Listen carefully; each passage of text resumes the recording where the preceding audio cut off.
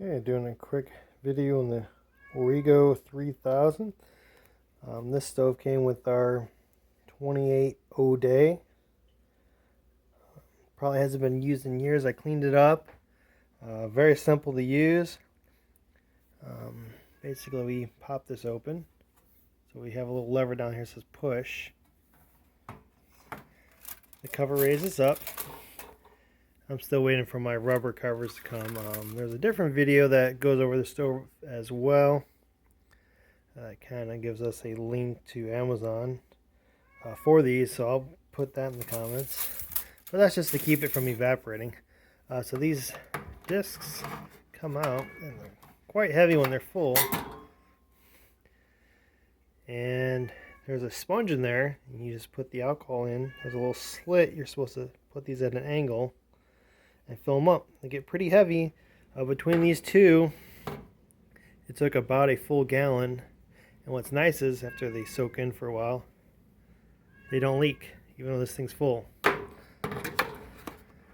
So this thing hasn't been used in years, so it's full.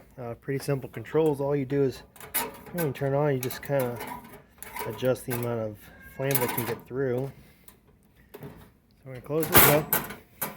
Locks it. So whenever you open it, you need to be on 0 on both levers, because as you turn them, there's a lock in there. Pretty simple to use.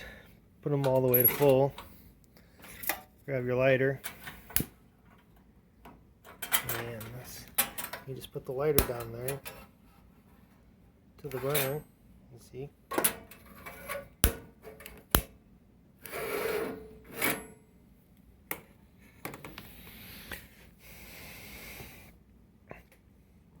And that's pretty much it. So I'll probably do a next video of, I bought some cutting board oil and some cutting board wax. So the cutting board on this boat fits on top of the stove, and it looks like it hasn't been treated in a while, so we'll do a cleaning and oil it back up and polish it so it doesn't absorb any food or contaminants. Pretty simple to use. Once we're done, I'm just turning it off. I'll cut the flame off. I give it a few minutes and let it dry, and then I'll pop open the top and put our cover back on. It's the Origo 3000.